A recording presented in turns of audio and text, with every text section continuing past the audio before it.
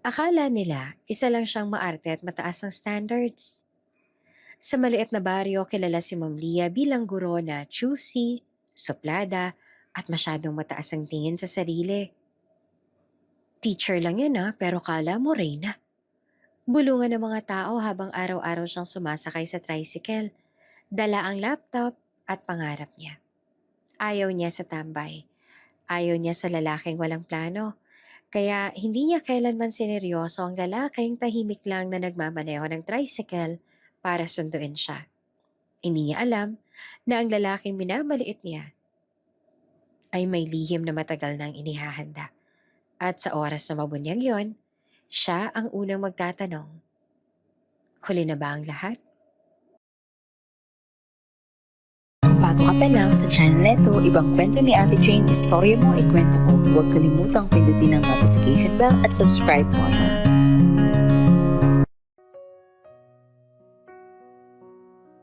Hindi pa sumisikat ng tuluyan ng araw nang tumayo si Lia Santos sa gilid ng kalsada.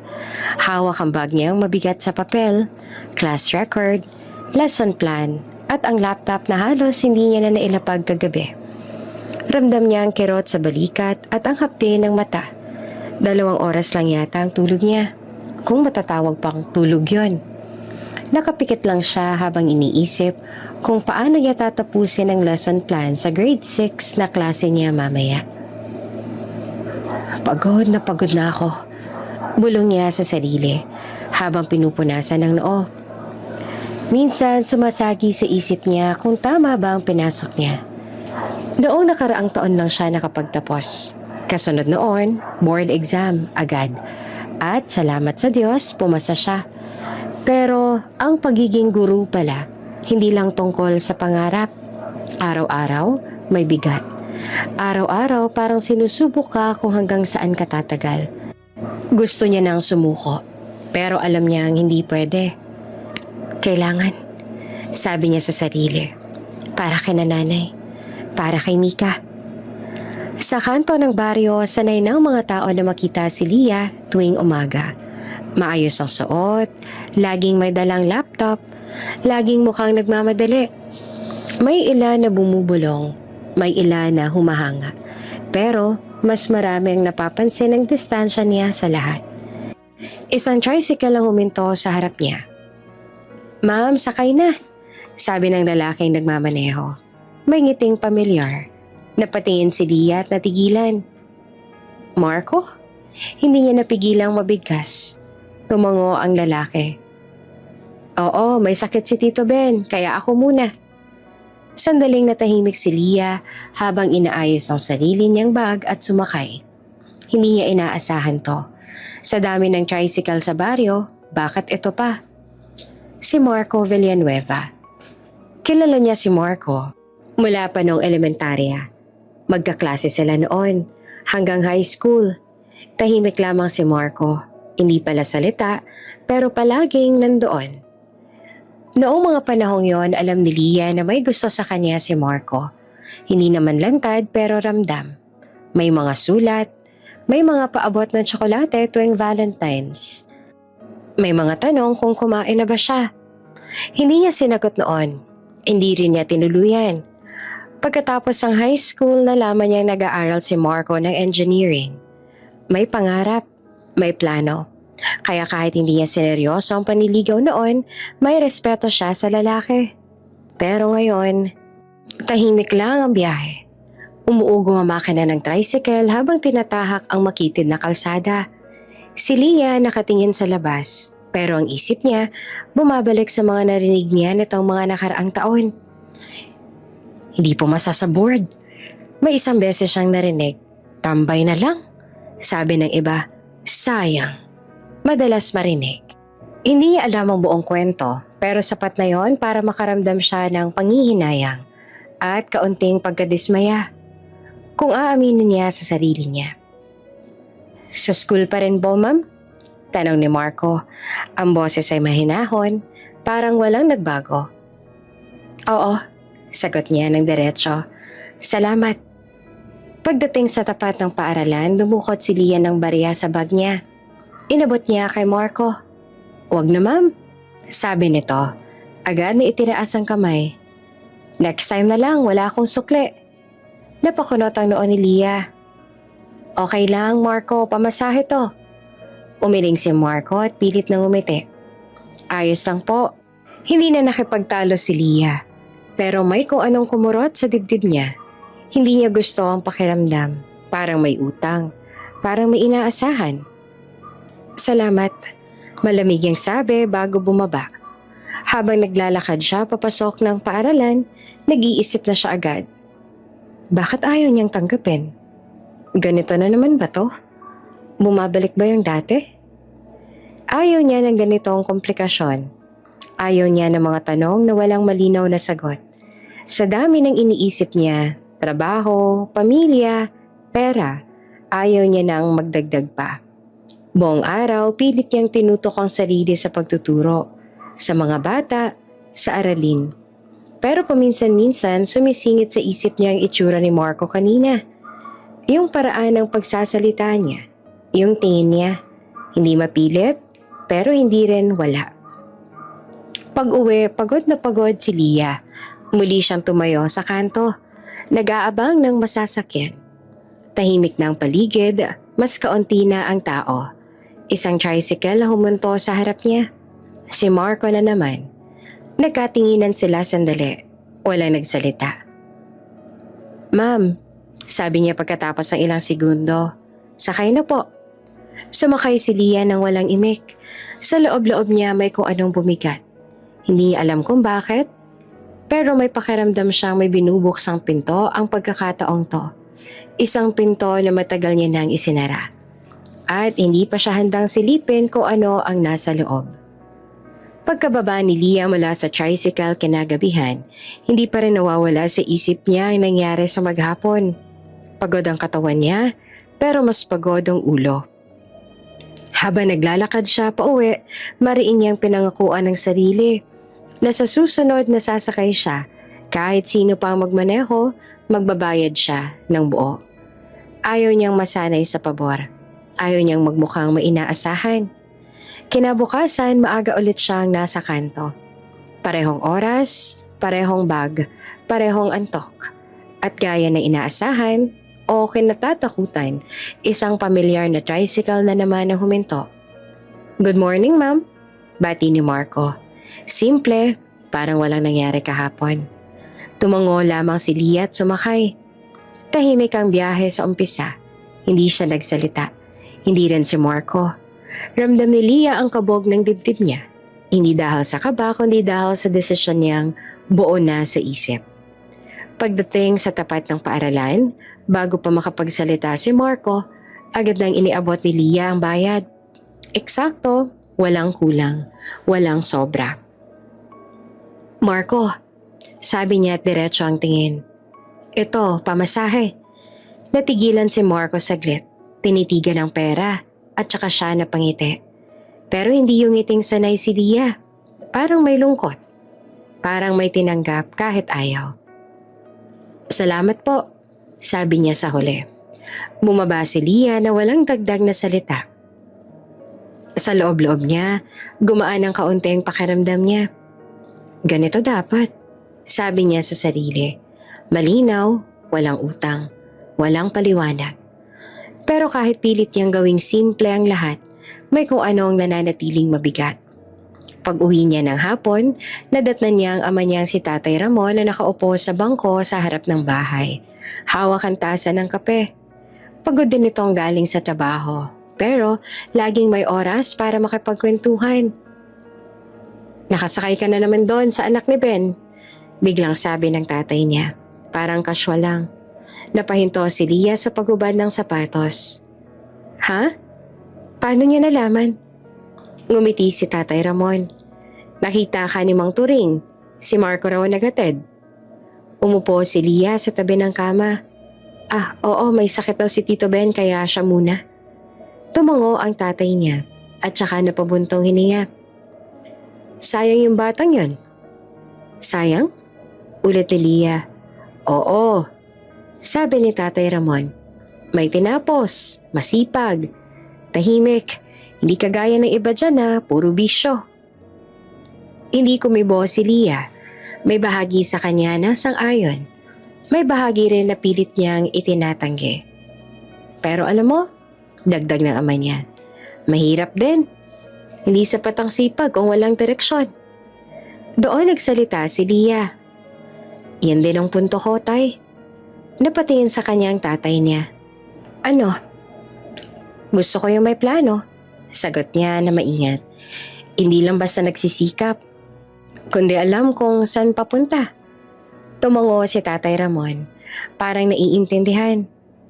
Walang masama riyan. Mataas ang pangarap mo, karapatan mo yon. Sa loob ng bahay, naaamoy na ni Lia ang nilulutong ulam ng nanay niyang si Rosa. Sinigang, paborito ni Mika. Pagpasok niya sa kusina, natatnan niya ang abala ang nanay niya sa paghalo ng sabaw, pawis na pawis. Ma, tulungan ko na kayo, sabi ni Lia. Agad na inalapag ang bag. Umupo ka muna, sagot ng nanay niya. Mukha kang pagod. Sa mesa nakaupo si Mika, ang bunsong kapatid niya. Nakasimangot habang nakatitig sa notebook. Ate, sabi nito, hindi ko gets to. Lumapit si Lia at sinilip ang sinusulat ng kapatid.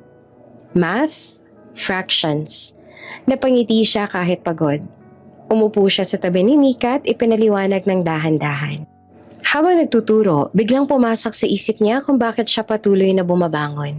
Araw-araw, kahit pagod, hindi lang para sa sarili niya, para sa pamilya.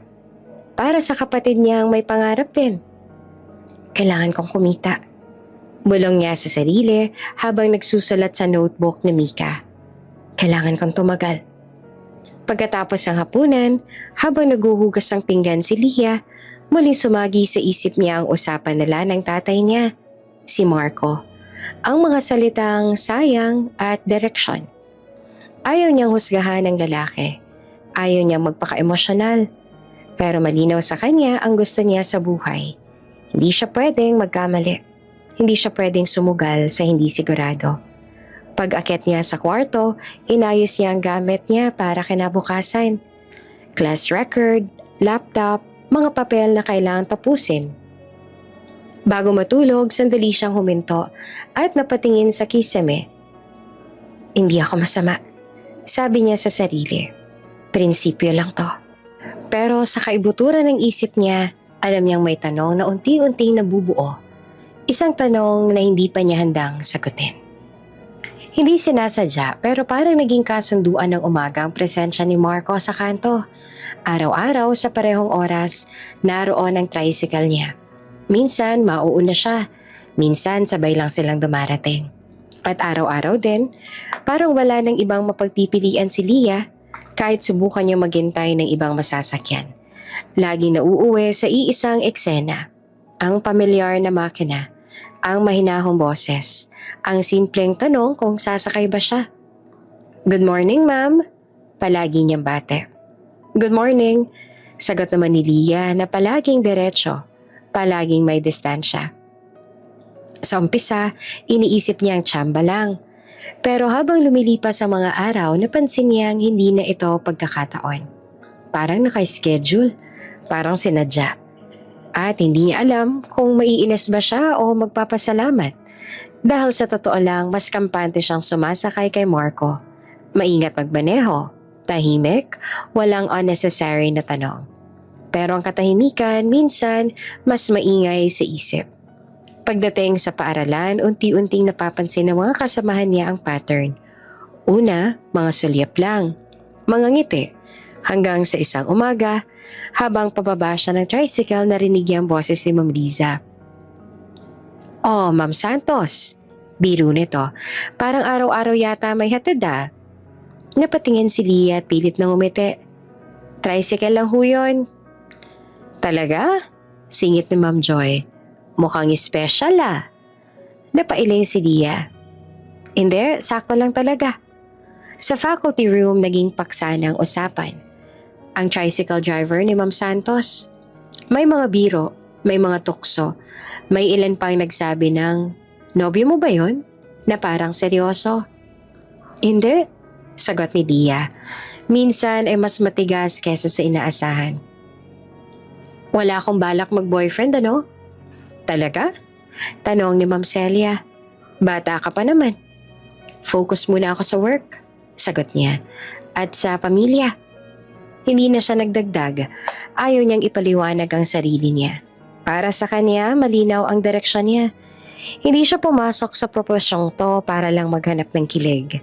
Pinagpaguran niya ang lisensya niya. Pinagpaguran niya ang trabaho niya. At ayaw niyang magkamali sa pagpili. Kahit sa pagpili ng taong papayagan niyang pumasok sa buhay niya.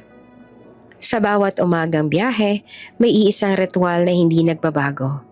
Pagbaba niya sa tapat ng paaralan, laging may isang linya si Marco. Good luck, ma'am. Hindi ingat, hindi salamat, kundi good luck. Sa una, hindi niya pinansin, pero habang tumatagal, napapansin niya ang tono nito. Hindi mapilit, hindi paasa, pero may kung anong lambing na hindi niya gustong bigyan ng kahulugan. Salamat, sagot niya minsan. Minsan naman ay tangulang. Pinipili niyang manatiling alerto. Pinipili niyang manatiling guarded. Isang hapon, habang pauwi, may 2 pasahero sa likod na nag-uusap. Araw-araw to bulong ng isa. Mukhang may something. Napakagat-labi si Leah at tumingin sa labas.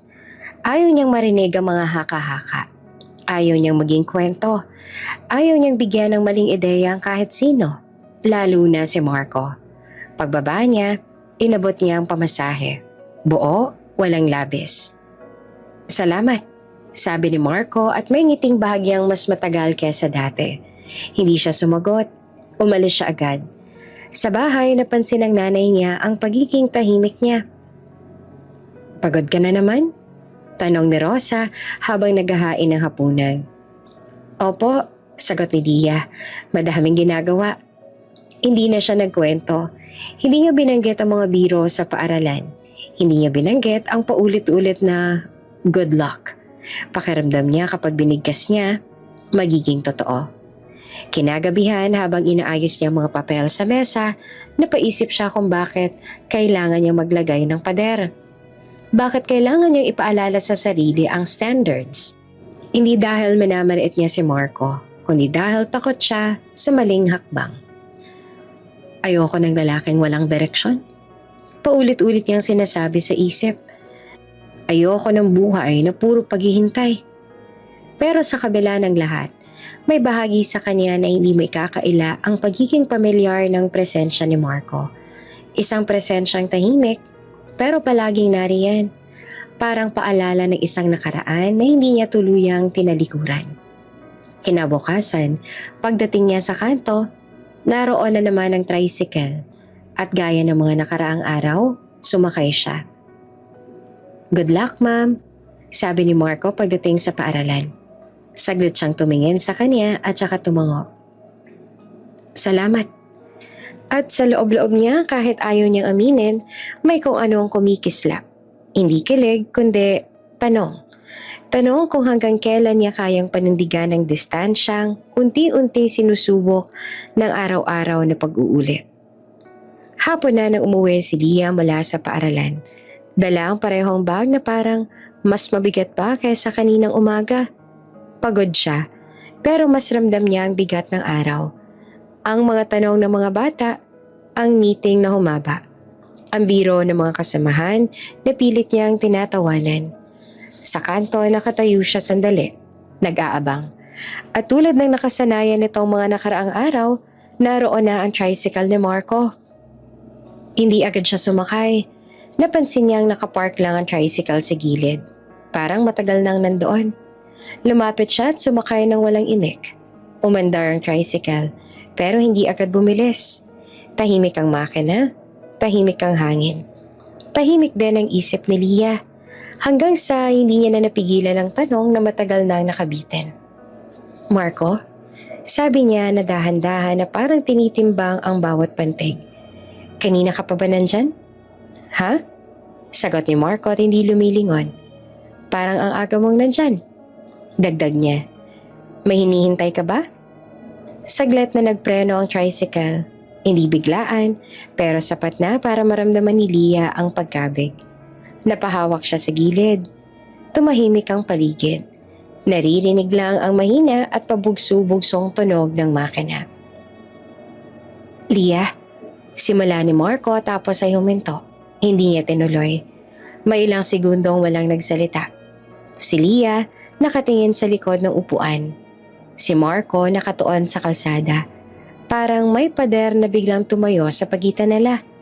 Isang pader na si Lia mismo ang nagtayo sa tanong niyang biglang lumabas sa bibig niya.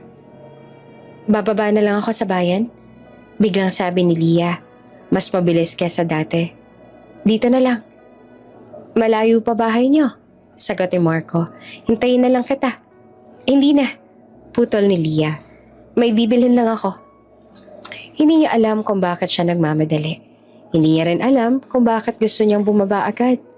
Ang alam lang niya, ayaw niyang marinig ang isusunod ni Marco. Ayaw niyang maramdaman ang bigat na parang unti-unting bumabagsak sa pagitan nila. Huminto ang tricycle sa bayan. Bumaba si Lia. Agad na inabot ang pamasahe. Buo, walang tinitingnan. Salamat, sabi niya at pilit na normal ang tono. Hindi naman agad tinanggap ni Marco ang pera. Tinitigan lang siya ni Lia. Parang may gustong itanong pero pinigilan. Sa huli, kinuha niya rin ang pera tsaka tumingin sa harap. Teacher ka na, sabi niya na malamig ang boses. Ibang-iba sa sanay na si Lea. Sige, ingat. Umandar ang tricycle bago pa siya makasagot. Naiwan si Lia sa gilid ng kalsada. Hawak ang bag, nakatayo sa gitna ng ingay ng bayan. Mga tendera, mga batang nagtatakbuhan, mga businang nag-uunahan. Pero sa loob niya, tahimik. Parang may kung anong nabitawan. Pero hindi niya alam kung alin. Naglakad siya pa uwi. Mas mabagal kaysa dati. Sa bawat hakbang, paulit-ulit na bumabalik sa isip niya ang tanong na binitiwan niya. At ang sagot na hindi niya narinig. Bakit ko ba sinabi yun? Ano bang inaasahan ko? Pagdating sa bahay, nadatnan niya ang nanay niyang si Rosa na nagwawalis sa bakuran. Ma, andito na po ako, sabi niya at pilit na masigla. Oh, ang aga mo ngayon, sagot naman ng nanay niya. Hindi ka ba hinatid? Opo, sagot ni Lia sabay pasok sa loob. Hindi niya na idinugtong ang pangalan. Sa loob, nakaupo si Mika sa mesa. May hawak na cellphone. Ate, sabi nito, kanina pa dumaan yung tricycle ni Kuya Marco hindi ka sakay? Napahinto si Lia. Talaga? Oo, sagot ni Mika. Parang galit.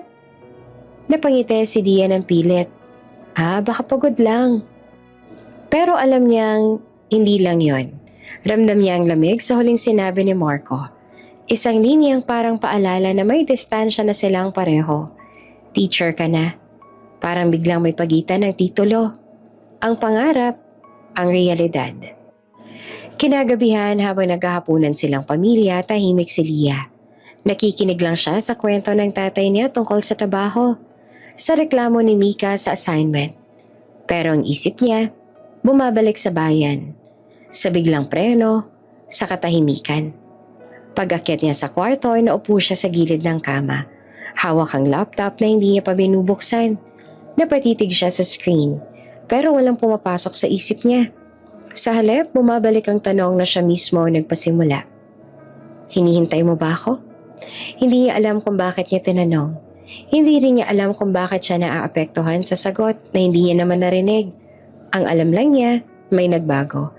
At kahit pilit niyang ipaliwanag sa sarili na tama ang lahat, na malinaw ang hangganan, na wala siyang obligasyon, may bahagi sa kanya na naguguluhan. Bago matulog, napabuntong hininga siya. Bukas, sabi niya sa sarili. Bukas, babalik sa normal.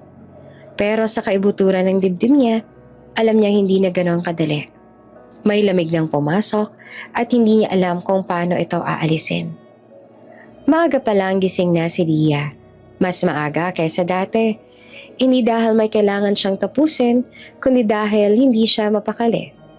Buong gabi, pabalik-balik sa isip niya ang nangyari kahapon. Ang tanong niya, ang biglang preno. Ang malamig na boses ni Marco. Paulit-ulit niyang sinasabi sa sarili na wala lang yon, na baka pagod lang ang lalaki, na hindi niya dapat bigyan ng kahulugan. Pero kahit anong pilit niyang kumbinsihin ng sarili, may kaba siyang hindi maalis. Pagdating niya sa kanto, nakatayo siya roon ng mas maaga kaysa sa usual. Tahimik ang paligid. May ilang tindera pa lang na nag-aayos ng paninda. Hawak niya ang bag niya, nakasuot ng maayos, handang sumakay. May dumaan na tricycle. Isa, dalawa. Tapos sa malayo nakita niya ang pamilyar na anyo ng tricycle na kilala niya na kahit hindi pa malapit. Ang pagkakapintura, ang tunog ng makina, si Marco iyon, sigurado siya. Tumayo siya ng mas tuwid, handang pumara. Papunta na ang tricycle sa direksyon niya. At dumiretso, hindi bumagal, hindi huminto, hindi man lang tumingin sa gilid, lumampas. Parang hindi siya nakita. Nanlaki ang mata ni Lia, napahakbang siya pasulong, parang hindi siya makapaniwala sa nakita. Hindi pwede. Sabi niya sa isip, alam ko nakita niya ako. Ramdam niya ang biglang init sa dibdib niya. Halo ng inis, gulat at kung anong sakit na ayaw niyang pangalanan. Ganito pa yon? Ganito lang? Tumayo siya roon ng ilang segundo. Parang na-freeze bago siya tuluyang napabuntong hininga. Wala na. Lumampas na. Wala na siyang magagawa. Sumakay siya sa ibang tricycle. Tahimik ang buong biyahe. Hindi niya alam kung saan siya dapat tumingin, sa labas ba o sa sarili niyang kamay na nanginginig ng bahagya. Hindi niya inaasahan ang reaksyon ng katawan niya. Akala niya handa siya. Akala niya kaya niya. Pagdating sa paaralan, hindi pa man siya nakakaupo sa faculty room ay may bumati na agad. "Oh, Ma'am Santos." Sabi ni Ma'am Joy, may ngiting may ibig sabihin. "Iba yata sinakyan mo ngayon ah." Napatingin naman si Lia. "Ha? Hindi ka na hinatid ng tricycle driver mo?" Dagdag na Ma'am Liza. Napakunot ang noo ni Lia. "Wala akong tricycle driver." Sagot niya na mas matigas ang tono kesa sa inaasahan niya. Nagkatinginan ng mga guro. "Ay, sorry." Sabi ni Ma'am Celia. "Akala namin." Hindi niya na hinintay ang kasunod. Umupo siya sa mesa at binuksan ang bag. Kahit wala pa siyang kinukuha, ayaw niyang magpaliwanag. Ayaw niyang gawing paksa ang isang bagay na siya mismo ay hindi maintindihan. Buong maghapon, pilit siyang naging normal. Nagturo siya, nag-check ng papel, nakipag-usap sa mga bata. Pero paminsan-minsan sumisingit ang imahe ng tricycle na dumiretso. Ang likod ni Marco na unti-unting lumalayo. Alam niyang nandun ako. Sigaw ng isip niya. Hindi niya lang ako pinansin. Hindi niya alam kung alin ang mas masakit. Ang isipin na sinadya o ang isipin na wala lang talaga siya. Pag-uwi, mas pinili niyang maglakad ng kaunti bago sumakay. Gusto niyang mapag-isa. Gusto niyang ayusin ang gulo sa loob ng ulo niya. Pride lang to, sabi niya sa sarili. Nasaktan lang ang ego mo. Pero sa bawat hakbang, may tanong na hindi niya masagot. Pero bakit ako apektado? Sa bahay napansin agad ng nanay niya ang tahimik niyang kilos. "Anak, okay ka lang ba?" Tanong ni Rosa habang naghahanda ng hapunan. "Opo," sagot ni Lia, pilit nang umingiti. "Pagod lang." Hindi na siya tinanong pa. Sa mesa, tahimik lang siyang kumain. Si Mika abala sa pagkukwento tungkol sa school. Si Tatay Ramon may iniisip ding iba. Normal lang ang lahat, maliban sa loob niya. Kinagabihan habang inaayos niya ang mga lesson plan, napahinto siya at napabuntong hininga. Isinara niya ang notebook at napahawak sa noo. Bakit ako nag-e-expect? Tanong niya sa sarili. Hindi ko naman siya hinihinga ng kahit ano. Pero hindi rin niya maikakaila na may inaasahan siya. Kahit kaunti. Isang tango. Isang pagbagal, isang senyales na hindi lang siya basta pasahero. Bago matulog, sumilip siya sa bintana. Tahimik ang kalsada, walang pamilyar na tricycle, walang ingay ng makina. Humiga siya at pumikit. Pilit pinapatay ang mga tanong. Bukal sa loob, sabi niya sa sarili. Dapat, bukal sa loob ang lahat. Pero sa gitna ng katahimikan ng gabi, may pride na unti-unting nababasag at may pagkalitong mas lalong lumalalim. Hindi pa niya alam kung alin ang mas dapat niyang panghawakan. Ang dignidad niya o ang tanong kung bakit masakit ang isang bagay na wala naman dapat kahulugan. Gabi na nang matapos ang meeting ng mga guro. Dapat alas 5 pa lang nakauwi na si Lia.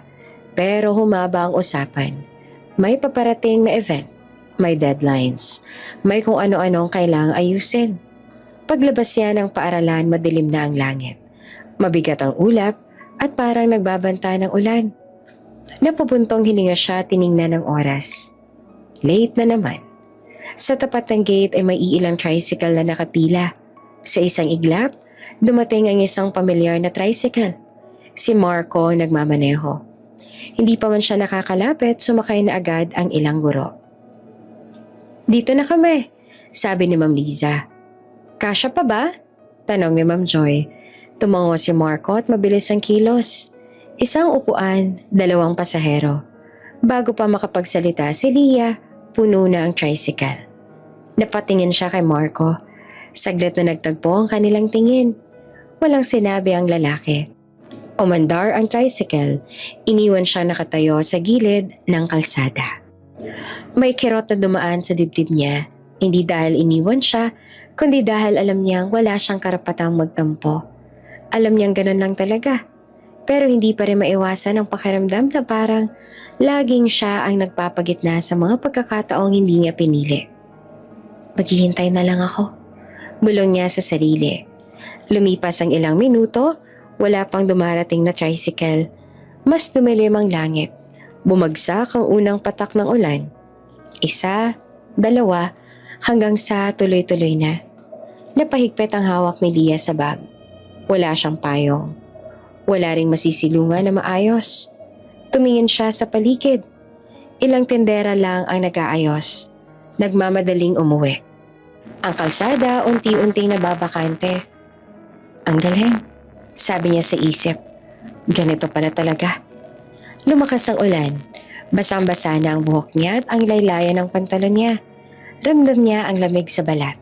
Pero mas ramdam niya ang helplessness. Walang masakyan, walang matakbuhan. Ilang sandali pa, may ilang ilaw na lumitaw sa di kalayuan. Isang tricycle ang papalapit. Hindi siya umaasa hanggang sa marinig niya ang pamilyar na tunog ng makina. Si Marco. Huminto ang tricycle sa harap niya. Bumukas ang espasyo sa pagitan nila. Puno ng ulan at tanong. Walang dumaan? Tanong ni Marco. Parang casual pero may bakas ng pag-aalala sa boses. Hindi agad sumagot si Lia. Tinitigan lang niya ang lalaki. Basa rin ang suot. Halatang nagmamadali ring bumalik. Wala, sagot niya sa huli. Pilit na ina-acknowledge lang ang tono. Sakay na, sabi ni Marco. Basang-basa ka na. Hindi na rin siya tumanggi. Sumakay agad siya. Ramdam ang ginhawang may upuan na siya, may masasandalan. Naiirita siya sa sitwasyon, sa ulan, sa sarili niya. Pero hindi niya maikakaila ang relief. May isang pasahero sa likod, isang magulang na kilala sa baryo. Ay ma'am, sabi nito nakangiti. Buti may sumundo na sa'yo. Namula si Lia. Hindi po, sagot niya agad. Nagkataon lang. Ngumiti lamang ang pasahero. Parang hindi siya kumbensido. Araw-araw ko kayo nakikita . Ay hindi po, ulit ni Lia. Mas mabilis na ngayon. Mas defensive. Pasahero lang niya po ako. Tahimik naman si Marco sa harap. Hindi na siya sumali sa usapan. Hindi rin niya tinanggihan. Lalong ikinainis ni Lia ang katahimikan. Parang hinahayaan siyang magpaliwanag mag-isa. Habang umaandar ang tricycle, ramdam niya ang pagod na biglang bumagsak sa katawan niya. Ang lamig ng ulan, ang bigat ng araw, ang awkwardness ng sitwasyon. Gusto na lang niyang makarating sa bahay. Pagdating sa kanto nila, agad siyang bumaba. Inabot niya ang pamasahe. Buo, mas mabilis kesa dati. Salamat, sabi niya at walang tinitingnan. Mag-ingat ka, sabi ni Marco. Mahina pero malinaw. Naglakad si Leah pa uwi. Basang-basa pero may kung anong init sa dibdib niya. Hindi kilig, kundi inis na may halong pasasalamat. Ayaw niyang aminin. Pero kung hindi bumalik si Marco, hindi niya alam kung paano siya uuwi. Sa bahay, nagulat ang nanay niya nang makita siyang basa. Anak, anong nangyari? Naulan po eh. Sagot niya. Simple. Habang nagpapalit siya ng damit, napaisip siya. Bakit siya bumalik? Dahil ba nakita niyang mag-isa ako? O dahil nadaanan lang talaga? Wala siyang sagot. Ang alam lang niya, sa gitna ng ulan at gabi, si Marco pa rin ang dumating. At kahit pilit niyang tinatanggihan ng kahulugan, may bahagi sa kanya na hindi na ganon kadaling baliwalain ang presensyang iyon.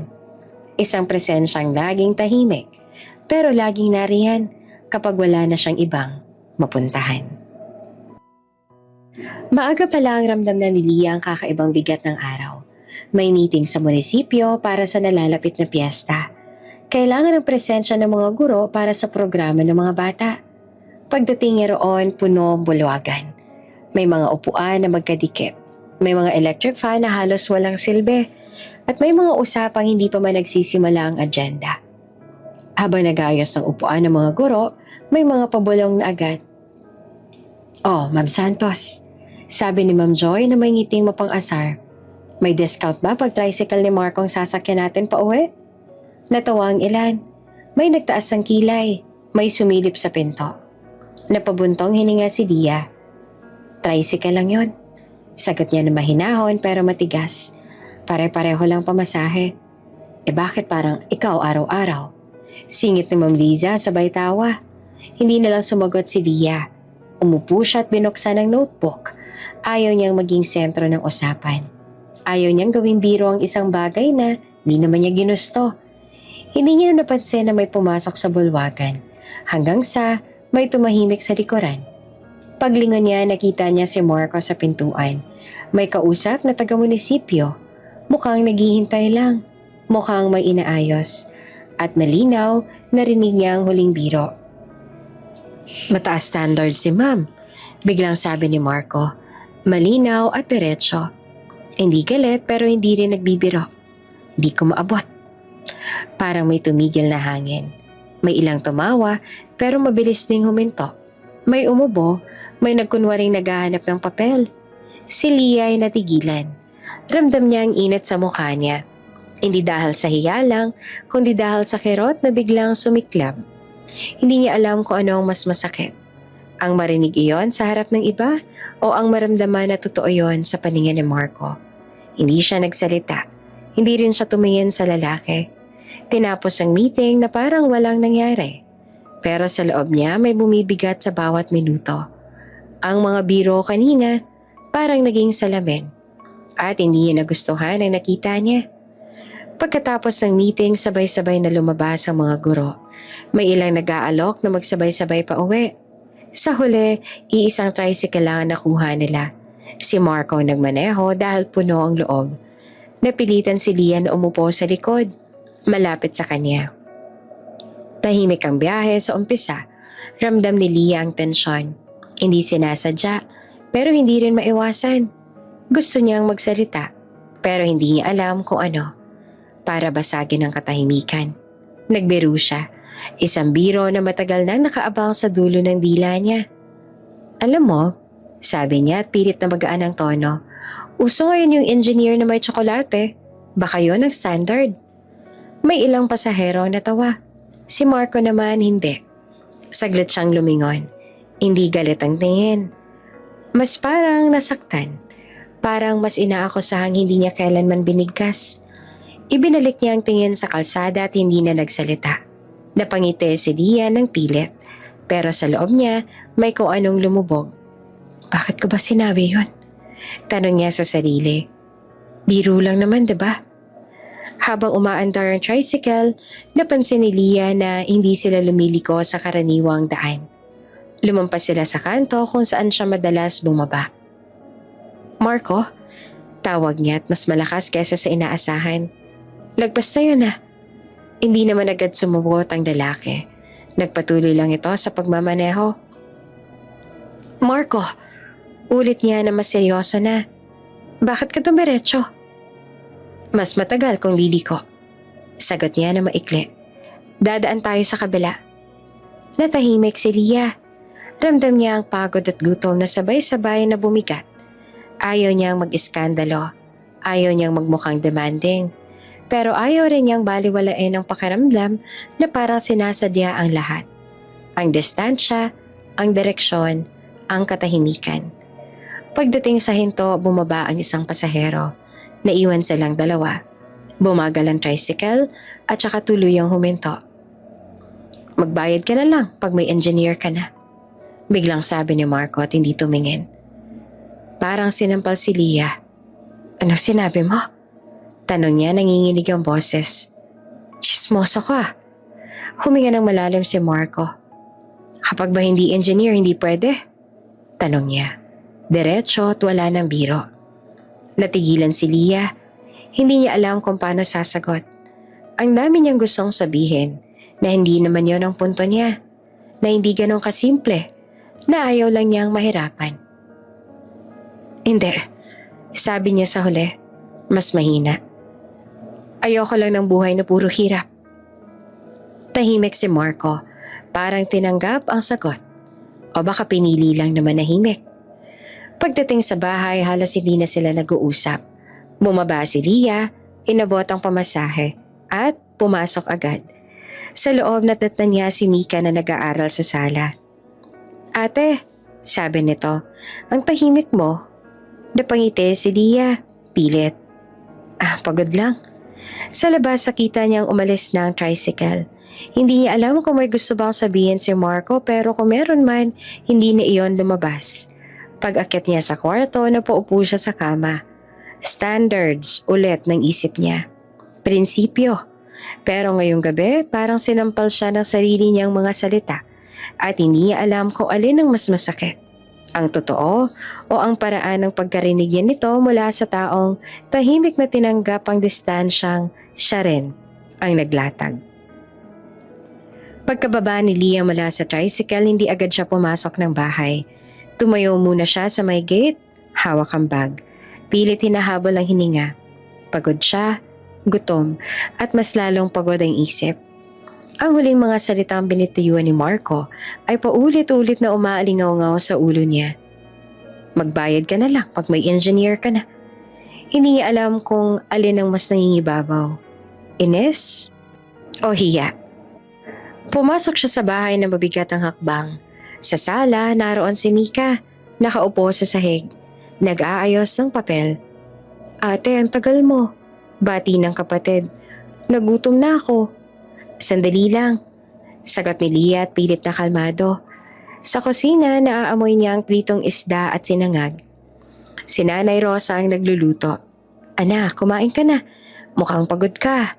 Sabi nito. Opo, Nay. Sagot ni Lia at maikli. Habang naguhugas ng kamay, bumalik sa isip niya ang eksena kanina. Ang tanong niyang may halong reklamo. Bakit mo ko diniretso? Ang sagot ni Marco. Praktikal, diretso. Matatagalan kung liliko-liko ako. Walang lambing, walang paliwanag. Parang trabaho lang. Umupo siya sa mesa pero hindi agad kumain. Tiningnan niya ang pinggan pero wala siyang gana. May nangyari ba? Tanong ni Nanay Rosa, mapanuri. Wala po. Sagot ni Lia. Pagod lang talaga. Tahimik ang hapunan. Si Mika lang madaldal. Nagkukwento tungkol sa quiz niya kinabukasan. Paminsan-minsan tumatawa si Tatay Ramon sa gilid. May hawak na baso ng tubig.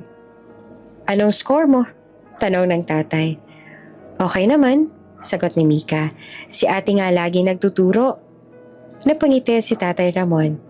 Talagang maaasahan niyang ate mo. Napayuko si Lia. Maaasahan. Ulit niya sa isip. Pero ako, kanino ako aasa? Matapos kumain, nag-akit siya ng gamit sa kwarto. Inilapag niya ang bag sa gilid ng kama at nakaupo. Nakatingin sa pader. Dito mas malinaw ang lahat. Ang pagod, ang inis, ang tanong na hindi niya masagot. Bakit ako nag-react ng ganito? Tanong niya sa sarili. Bakit parang may karapatan ako magtanong? Maya-maya ay may kumatok sa pinto. Ate, boses ni Mika. Andyan pa yung tricycle ni Kuya Marco sa labas. Nanlaki ang mata ni Lia. Ano? Parang may itatanong yata. Dagdag ni Mika at may ngiting mapang-asar.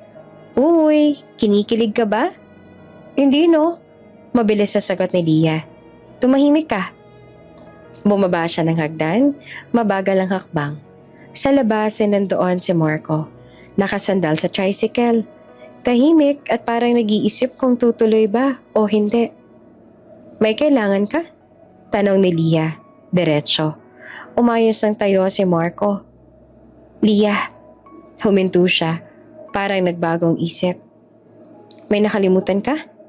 Dagdag ni Lia na pilit na neutral ang tono. Umiling si Marco. Wala. Gusto ko lang siguraduhin na nakauwi ka.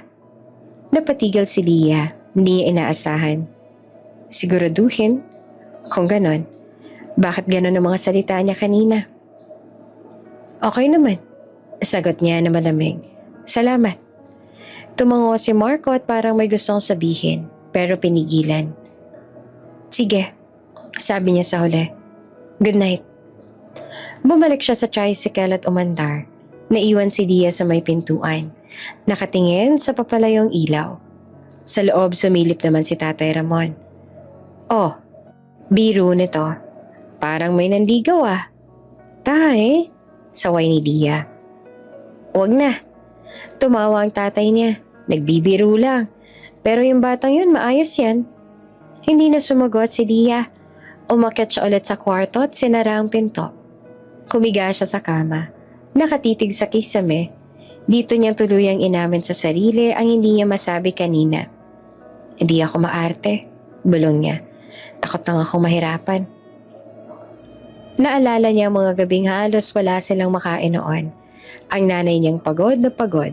Ang tatay niya ng DTS. Ayaw niyang bumalik sa ganong buhay. Ayaw niyang magpakatatag sa maling dahilan. Kapag ba hindi engineer, hindi pwede? Boses ni Marco ay malinaw. Hindi ganon kasimple ang sagot. Pero hindi rin niya maikakaila na iyon ang lumalabas sa mga salita niya.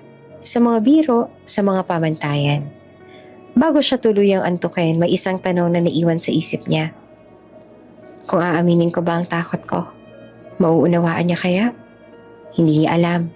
Ang alam lang niya, may mga salitang muntik nang mabuo sa pagitan nila at parehong umatras bago pa tuluyang masabi. Weekend ang dumating ng may kakaibang katahimikan. Walang pasok si Lia. Maaga pa rin siyang nagising. Sanay na ang katawan niya sa orasan ng trabaho. Pagbaba niya sa kusina, nadatnan niya si Nanay Rosa na nagtitimpla ng kape at si Mika na nakahiga pa sa sala, yakap ang unan. Sa palengke lang ako, sabi ni Lia sabay kuha ng bayong. Babalik din agad. Paglabas niya sa kanto, isang pamilyar na tricycle ang huminto. Pero hindi si Marco nagmamaneho. Si Tito Ben ang nandoon. May ngiting pala kaibigan. Halatang mas maayos ng pakiramdam. Oh, Ma'am Lia, bati ni Tito Ben. Pasok ka. Magandang umaga po, sagot ni Lia. Sumakay siya at umandar ang tricycle. Tahimik ang biyahe sa umpisa. Si Lia nakatingin sa mga tindahan na nagsisimula palang magbukas. Si Tito Ben abala sa pag-iwas sa mga lubak. Ilang sandali pa, hindi na napigilan ni Lia ang tanong na ilang araw na rin nakaabang sa dulo ng dila niya. Si Marco po, simula niya at maingat. Hindi ko po siya nakita noong mga nakaraan. Tumawa si Tito Ben ng bahagya. Ah, si Marco, busy yun. Napatingin si Lia. Busy po? Oo, sagot ni Tito Ben. Nag-apply siya sa isang kumpanya. Lumuwas pa nga eh. May tumawag na raw sa kanya. Parang may kumalabog sa dibdib ni Lia. Nag-apply, may tumawag. Talaga po? Tanong niya. Pilit na kalmado. Pero ramdam ang biglang pagbilis ng tibok ng puso. Oo. Tuloy ni Tito Ben. Matagal na rin siyang naghahanda. Ayaw niya lang ipagsabi. Alam mo naman yon, tahimik. Tumango si Lia. Hindi na siya nagsalita. Tumingin na lang siya sa labas pero ang isip niya nag-iikot sa isang punto. May ginagawa pala siya. May pinupuntahan. Hindi niya alam kung bakit may kung anong gumaan at may kung anong umasa. Sa loob niya, maliit lang. Halos ayaw niyang pansinin pero nandoon. Pagdating sa palengke, bumaba siya at nagpasalamat kay Tito Ben. Habang namimili, hindi niya mapigilan ang pagbalik ng tanong sa sarili. Kung alam ko lang. Kung hindi ko sana. Pag-uwi niya, hindi niya binanggit ang usapan kay Nanay Rosa o kay Mika. Ayaw niyang gawing malaking bagay ang isang balitang hindi naman dapat niya ikatawa. Hindi ako naghihintay. Paalala niya sa sarili. Wala akong hinihintay. Pero buong araw, mas magaan ang kilos niya. Mas mabilis ang lakad. Mas maaliwalas ang isip. Kahit pilit niyang kinukuble ang dahilan. Lunes ng umaga, bumalik ang rutina. Maaga siyang nasa kanto, handang sumakay. Si Tito Ben na naman ang nagmamaneho. Paglapit niya, napangiti ang matanda. Oh, ma'am, biro ni Tito Ben. Si Marco? Tulog pa yata. Napasimangot si Lia. Ha? Talaga po? Tumawa si Tito Ben. Nagpuyat yata kagabi, may inaayos. Oh, sagot ni Lia na maikli. Hindi alam kung bakit may konting inis sa boses niya. Bakit ba ako naiinis? Tanong niya sa sarili. Wala naman akong pakialam. Sa biyahe hindi siya mapakali. May bahagi sa kanya na gustong tanungin kung kailan aalis si Marco. Kung anong ina-applyan niya. Kung anong klaseng trabaho. May bahagi rin nagsasabing wag dahil hindi naman niya lugar. Pagdating sa paaralan, mas maaga siyang bumaba. Nagpasalamat kay Tito Ben at pumasok agad. Sa faculty room may usapang karaniwan lang. Lesson plans, attendance, reklamo sa init, pero si Lia tahimik lang. Oh, Ma'am Santos, sabi ni Ma'am Joy. Parang hindi ka na hinahatid ng tricycle driver mo ah. Si Tito Ben na po nagmamaneho? Sagot ni Lia, diretso. Sabi ni Ma'am Joy. Akala ko tuloy-tuloy na. Hindi na sumagot si Lia. Umupo siya at inayos ang mga papel. Hindi tuloy-tuloy, sabi niya sa sarili. Wala namang sinimulan. Buong maghapon, pinilit niyang itulak sa gilid ang balitang narinig niya. Pinili niya mag-focus sa klase, sa mga bata, sa trabaho.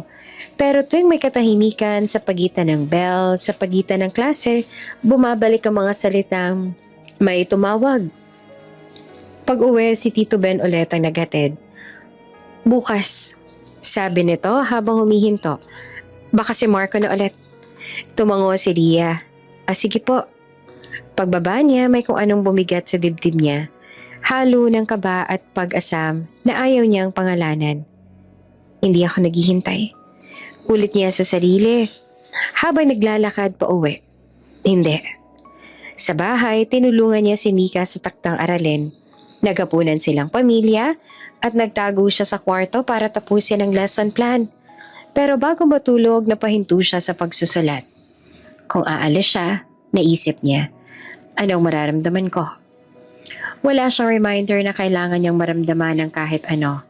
Pero sa gabing yon, sa gitna ng katahimikan ng kwarto, inamin niya sa sarili ang isang maliit na katotohanan na ang balitang may ginagawa si Marco para sa sarili niya ay may hatid na liwanag na matagal niyang itinanggi. At kahit ayaw niyang umasa, may bahaging tahimik na nagsasabing, sana. Lunes na Lunes, ramdam ni Lia ang kakaibang sigla sa faculty room. Hindi dahil magaan ang trabaho, kabaligtaran pa nga, kundi dahil may bagong mukha sa gitna ng mga pamilyar na boses at papel. Pagpasok niya, narinig niya agad ang halakhaka ni Ma'am Celia. Oh, Ma'am Santos, tawag na to. May kasamang lalaki sa tabi. Ipakilala ko sa'yo si Ethan Cruz. Tumayo si Lia at ngumiti ng magalang. Si Ethan ay naka-polo shirt, maayos ang buhok, may relo na halatang mahal, may ngiting marunong, hindi bastos, hindi rin pilit. Nice to meet you, Ma'am Lia. Bati ni Ethan. Iniabot ang kamay. Nice to meet you rin. Sagot naman ni Leah.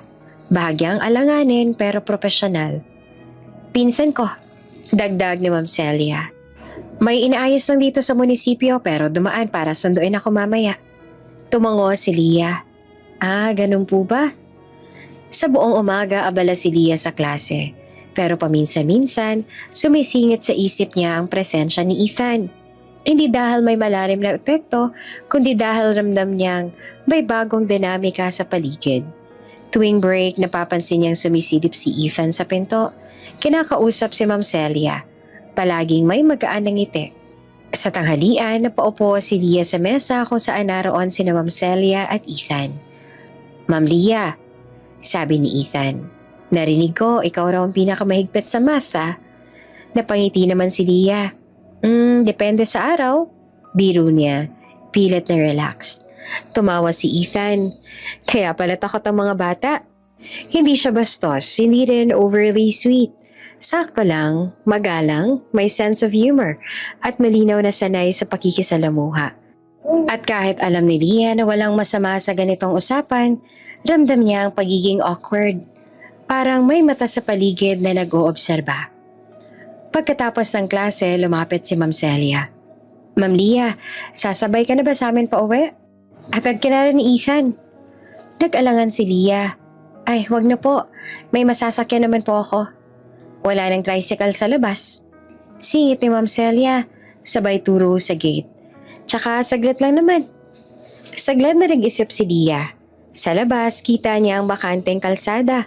Walang pamilyar na tricycle. Wala ring ibang nakapila. Tumango siya sa huli. Sige po.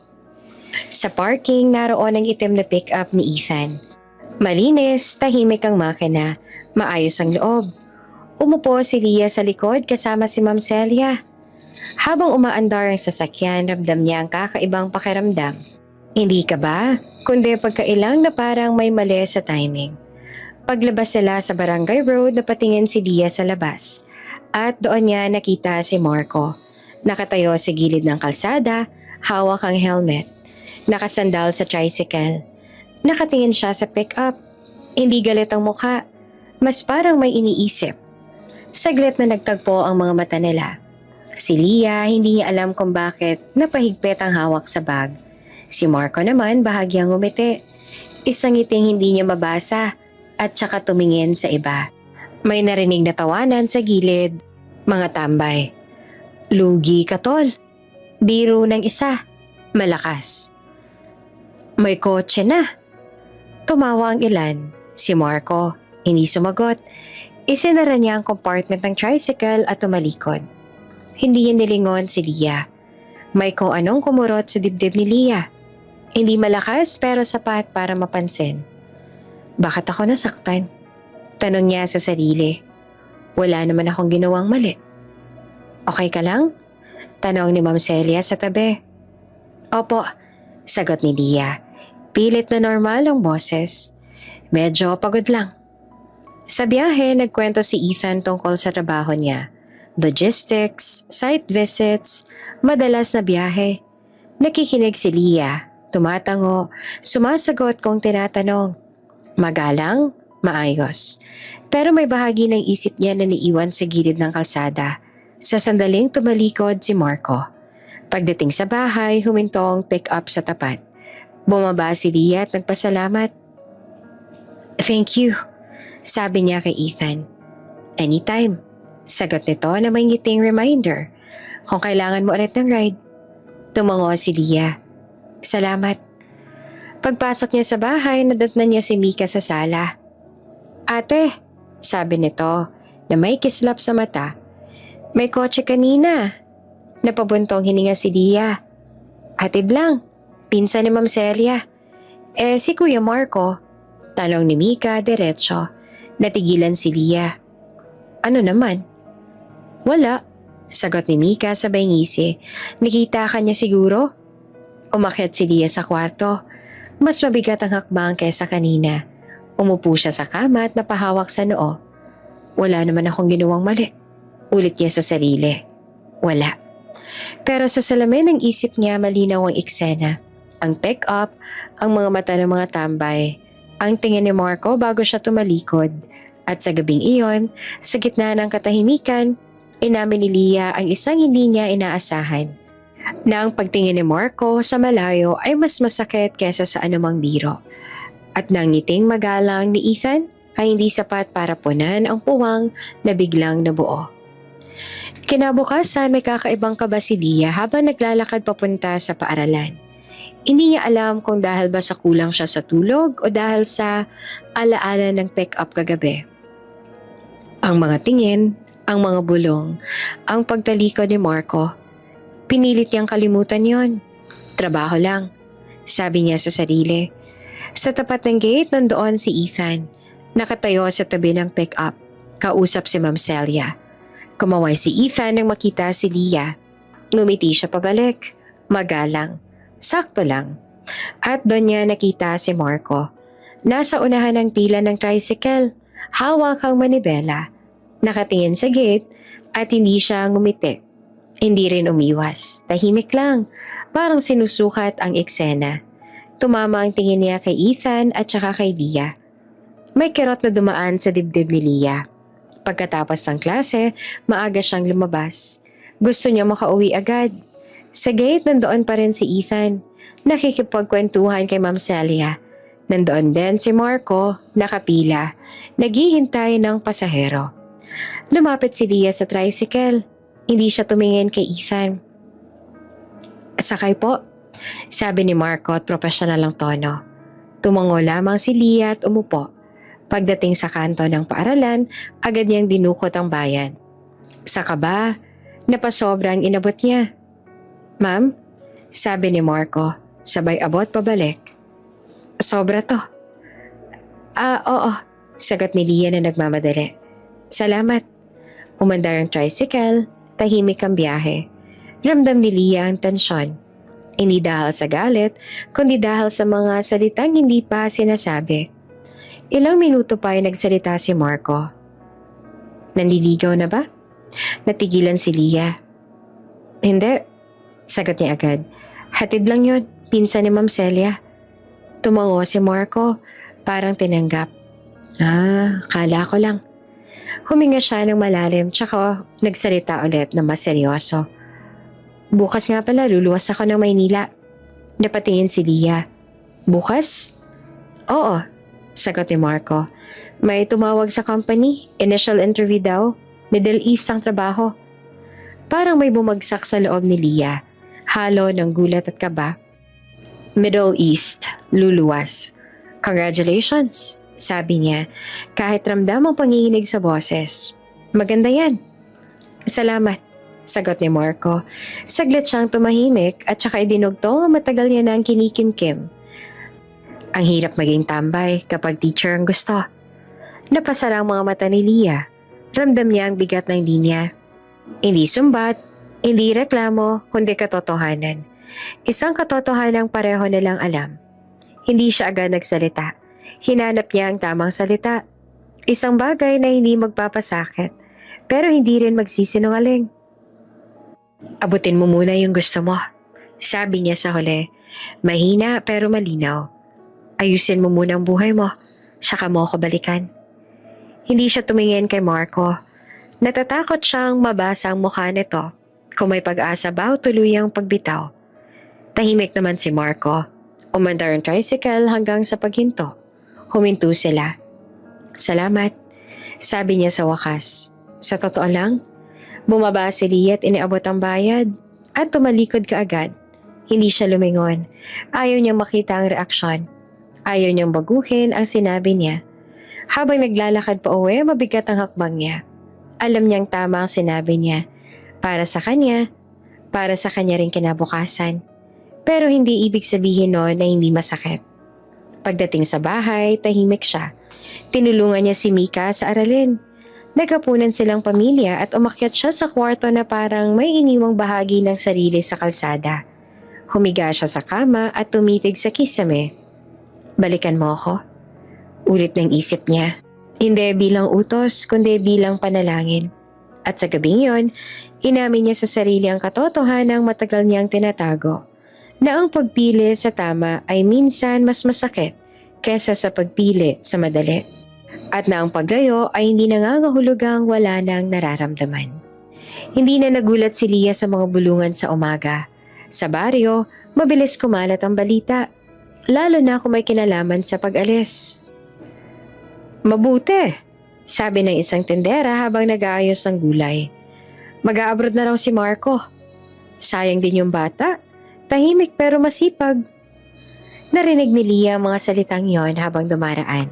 Hawak ang bag at ang kape na hindi niya nauubos, hindi siya huminto. Hindi siya tumingin. Parang normal lang, parang wala lang. Pero sa loob niya may bahagyang pagkipot ang dibdib na pilit niyang tinatabunan ng paglalakad.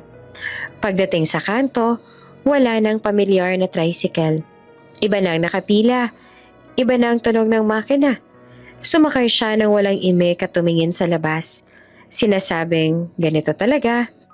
Sa hapon, si Tito Ben ang naghatid sa kanya pa uwi. Tahimik ang biyahe sa umpisa hanggang sa kusang nagsalita ang matanda. Umalis na si Marco kaninang madaling araw. Sabi ni Tito Ben na parang nagkukwento lang. Hindi na nagpaalam. Ayaw na raw niyang abalahin. Tumango si Leah. Ganun po ba? Pinaghirapan niya yon. Dagdag ni Tito Ben. Matagal na rin niyang pinagdasal. Magiging maayos po siya. Sagot ni Leah na maingat. Masipag naman po si Marco. Ngumiti rin si Tito Ben. Oo nga. Salamat sa pag-intindi sa kanya. Hindi na sumagot si Leah. Bumaba siya at nagpasalamat. Pagpasok sa bahay, tinulungan niya si Nanay Rosa sa kusina at si Mika sa aralin. Parang walang nagbago. Pero sa gabi, nang mapag-isa siya sa kwarto, doon bumalik ang katahimikan na may bigat. Lumipas sa mga buwan, naging mas abala si Leah sa trabaho. May training, may seminars, may dagdag na responsibilidad. Tinanggap niya ang mga ito, hindi para takasan ang iniisip, kundi dahil kailangan. Dahil gusto niya, dahil kaya niya. Si Mika unti-unting naghanda sa graduation. May mga gabing puyat sa projects, may mga umagang nagmamadali. Si Leah ang palaging nariyan. Nagche-check ng outputs, nagbibigay ng payo, nagluluto kapag walang oras ang nanay nila. Konti na lang, sabi ni Leah minsan habang inaayos ang toga ni Mika. Kaya mo yan. Dahil sa'yo, sagot ni Mika na may ngiti. Ikaw ang role model ko. Napangiti si Leah. Ito ang dahilan. Sabi niya sa sarili. Ito. Paminsan-minsan dumadaan si Ethan sa paaralan. Hindi na siya palaging nag-aalok ng hatid. Pero hindi rin nawawala ang pagiging magalang. Isang beses naglakas loob siyang magtanong. Pwede ba kitang ligawan? Tanong ni Ethan. Diretso, walang paligoy-ligoy. Huminga naman ng malalim si Leah. Pasensya na. Sagot niya na mahinahon. Hindi pa ako handa. Tumango si Ethan. Hindi nagmukhang nasaktan. Okay lang. Friends? Friends. Sagot ni Leah na may pasasalamat sa malinaw na pag-unawa. At nanatili silang magkaibigan. Walang tensyon, walang inaasahan. Dumaan ang isa pang taon. Naging mas kilala si Leah sa paaralan. Maayos magturo, maaasahan sa projects, tahimik pero matatag. May mga nagtanong kung may balita ba kay Marco. Palagi niyang sinasagot, wala. At kasunod noon, isang ngiting parang tuldok sa usapan. Sa gabi kapag tahimik na ang bahay, minsan ay napapaisip siya. Nasa na kaya siya? Kamusta na kaya? Pero hindi niya hinahabol ang sagot. Hindi niya hinahanap. Sinabi niya sa sarili na hindi siya naghihintay. Naabala lang talaga ang buhay. Isang hapon, habang inaayos niya mga papeles sa sala, lumapit si Nanay Rosa. Anak, sabi nito na maingat. Okay ka lang ba talaga? Ngumiti si Leah. Opo ma, okay lang. Tiningnan siya ng nanay niya. Parang may gustong itanong pa, pero pinili ring manahimik. Sa mga susunod na buwan, tuloy ang ikot ng buhay. Graduation ni Mika, palakpakan, luha ng tuwa, yakapan. Sa gitna ng kasiyahan, may sandaling napatingin si Leah sa paligid. Parang may hinahanap ang mata. Wala siyang nakita. at okay lang. O ganon ang sinasabi niya sa sarili. Sa huli natutunan ni Lia ang isang uri ng katahimikan. Ang katahimikang may laman. Hindi kawalan, kundi pagpapatuloy. Hindi paghihintay, kundi paglakad pasulong. At kahit wala siyang balita kay Marco, kahit walang mensahe, kahit walang update, pinili niyang maniwala na tama ang landas na tinahak nilang pareho. Hindi siya naghintay, hindi niya kailangan. Pero sa bawat umagang papasok siya sa paaralan, may isang maliit na bahagi ng alaala na nananatili. Tahimik, hindi humihingi ng pansin, na para pang paalala na may mga pangarap na kailangang unahin bago ang lahat. At kung may babalik man balang araw, darating iyon hindi dahil hinintay, kundi dahil pareho na silang handa. Hapon iyon na akala ni Lia ay karaniwan lang. Pagod pero maayos ang pakiramdam niya. Natapos ang klase ng maaga. Nakapagpasa ng reports at may kaunting katahimikan sa isip. Sa tapat ng paaralan nandoon si Ethan. Nakasandal sa pick-up. May dalang bottled water. Hatid na kita. Alok niya. Magaan ang tono. May dinaanan na akong papel sa munisipyo. Nag-alangan si Lia saglit at saka tumango. Sige, salamat. Sa loob ng pick-up tahimik ang biyahe. Hindi awkward, komportable lang. Parang dalawang taong sanay na sa presensya ng isa't isa. Nagkwento si Ethan tungkol sa traffic, tungkol sa isang project na naantala. Nakikinig si Lia. Tumatawa paminsan-minsan, walang inaasahan, walang pahiwatig. Ganoon ang naging kasunduan nila. Magaan, malinaw. Pagpasok nila sa Barangay Road, napansin ni Lia ang pagbabago sa paligid. May ilang tambay na nakatayo sa kanto, mas maingay kesa dati. May tawanan, may sigawan. Humintong pick-up sa tapat ng bahay nila, bumaba si Lia. Nagpasalamat kay Ethan. Salamat ulit, sabi niya. Ingat ka. Anytime, sagot naman ni Ethan. May ngiting pamilyar. Umandar ang pick-up at lumayo. Sa sandaling yon may malakas na sigaw mula sa kanto. Marco, libre mo naman kami. Parang may humatak sa dibdib ni Lia. Napahinto siya sa paglakad. Dahan-dahan siyang lumingon. Parang natatakot sa makikita. At doon niya siya nakita. Si Marco. Nakatayo sa gilid ng kalsada, katabi ang itim na pick-up na hindi niya pa nakikita noon. Hindi na tricycle ang hawak. Nakaayos ang damit. Malinis ang sapatos. Tuwid ang tindig. May kumpiyansa sa galaw na dati wala. Hindi yabang, kalmadong paninindigan lang. Nagtagpo ang mga mata nila. Isang segundo, dalawa. Parang tumigil ang oras. Hindi ngumiti si Marco. Hindi rin umiwas. Tumango lang siya ng bahagya. Isang tahimik na pagbate na may dalang bigat ng mga taon. Ramdam ni Lia ang mabilis sa tibok ng puso niya. Bumalik siya. Kailan? Paano? May isa pang sigaw ang tambay. Oy, Marco! Ibang level na! Tumawa si Marco. Maikse. Mamaya na. Sagot niya na kalmado. Hindi na naghintay si Lia. Parang may instinct na nagtulak sa kanya. Pumasok siya agad sa bahay.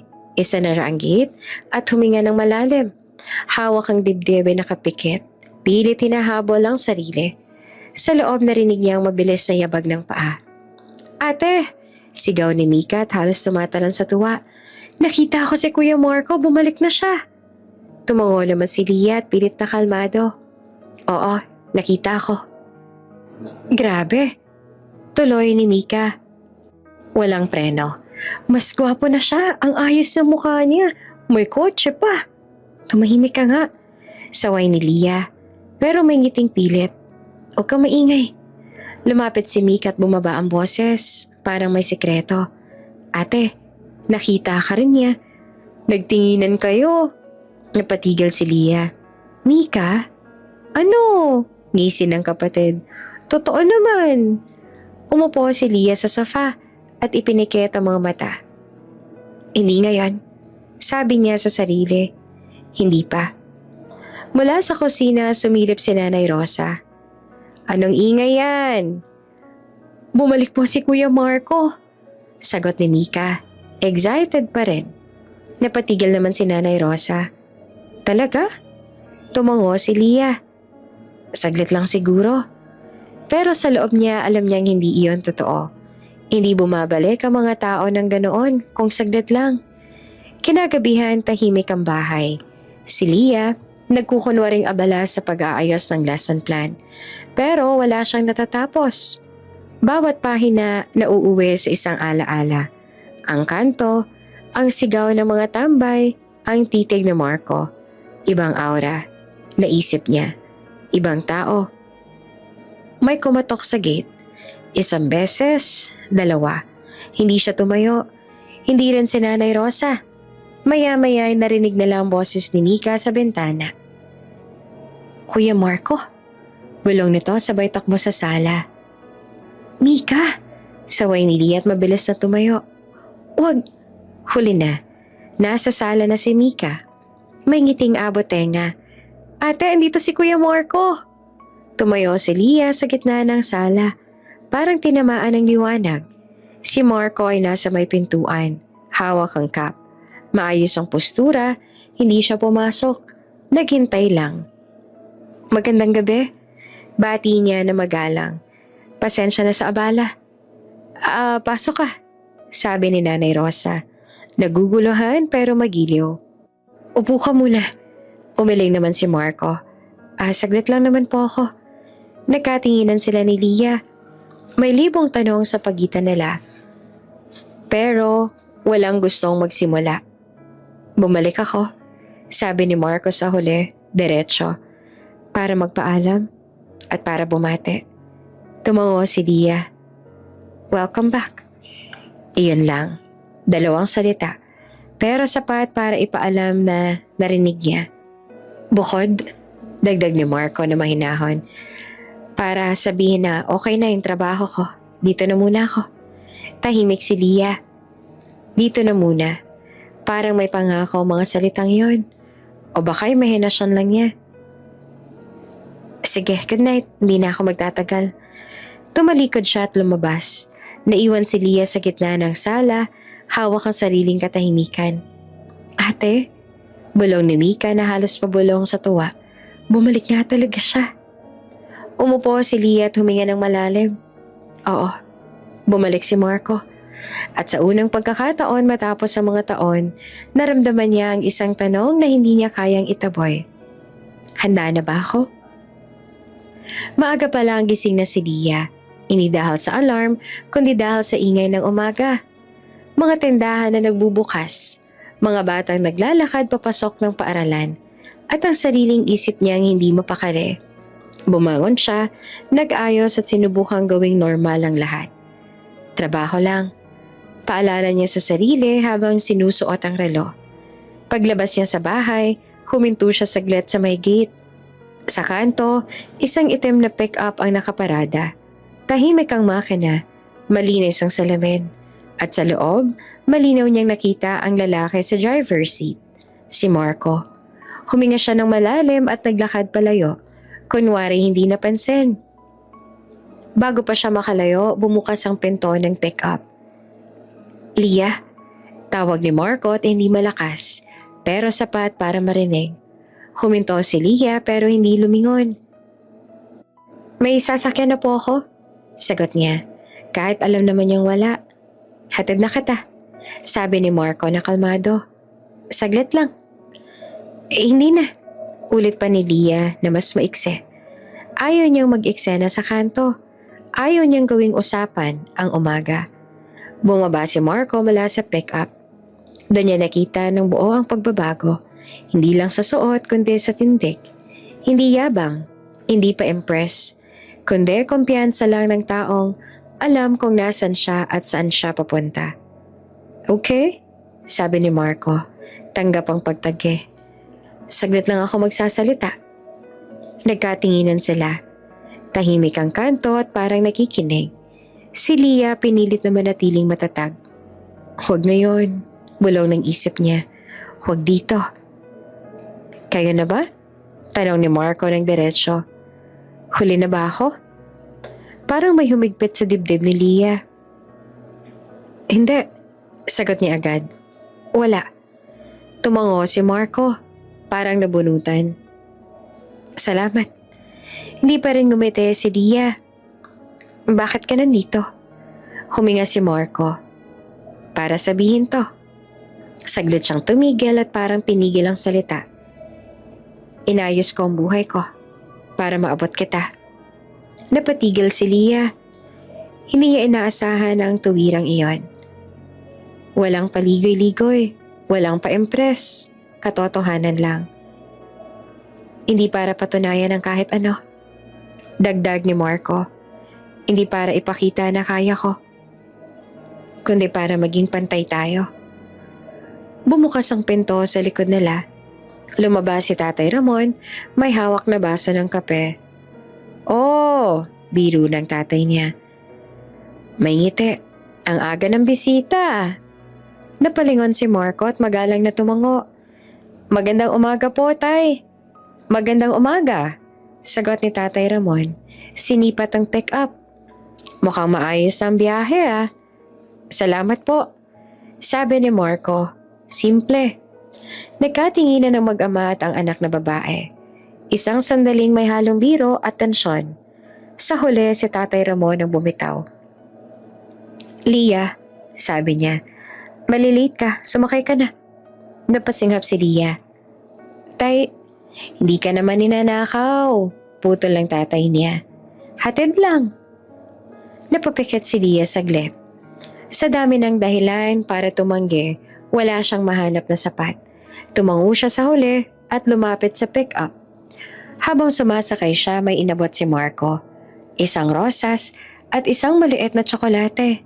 Hindi bongga, hindi ang grande, tahimik lang. Para sa umaga, sabi ni Marco. At para sa tapang mo noon. Tinanggap ni Leah ang mga iyon. Hindi agad nagsalita. Umandar ang pick-up. Maayos ang takbo. Walang music, walang small talk. Tahimik na hindi awkward. Parang may respeto sa pagitan nila. Hindi ko hinihingi ang sagot na yan, sabi ni Marco, nakatingin sa kalsada. Gusto ko lang malaman kung may puwang pa. Tinitigan ni Leah ang rosa sa kamay niya. May puwang pa ba? Ang tanong ay parang pinto na muling bumukas. Hindi biglaan, kundi dahan-dahan. Pagdating sa paaralan, huminto ang pick-up.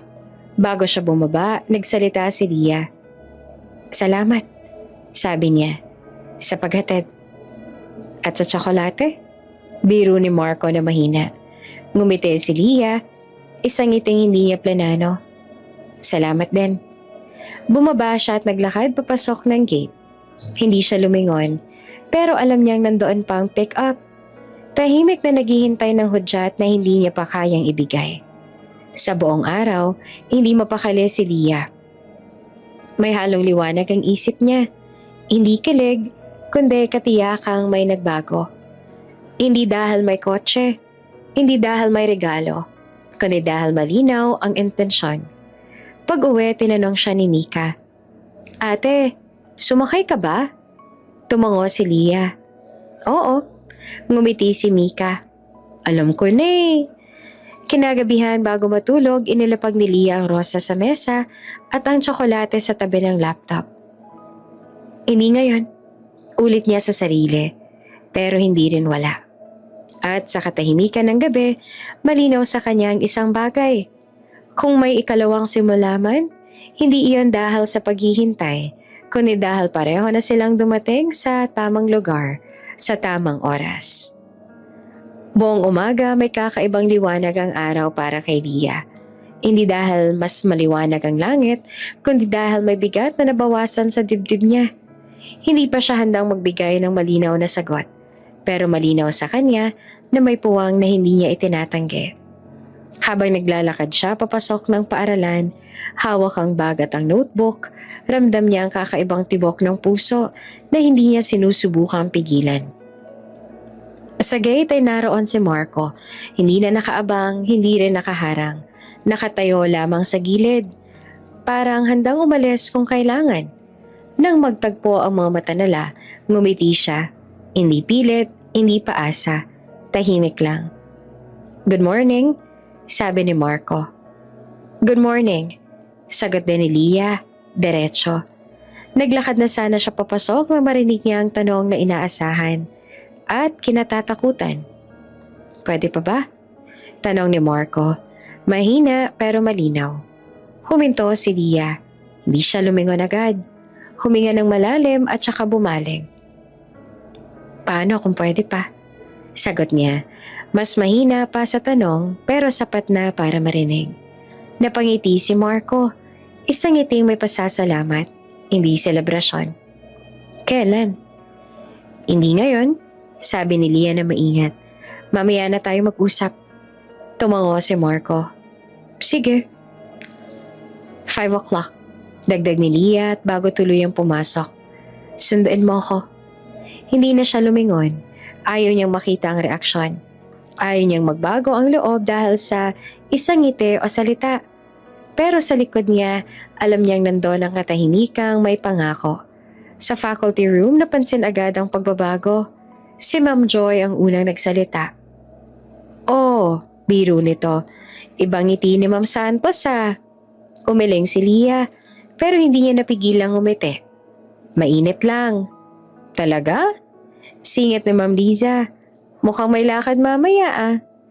Nagkunwari si Lia na nag-aayos ang papel. Trabaho lang po. Trabaho na may sundo. Tawa pa ni Ma'am Celia. Pabulong pero malinaw. Hindi na tumutol si Lia.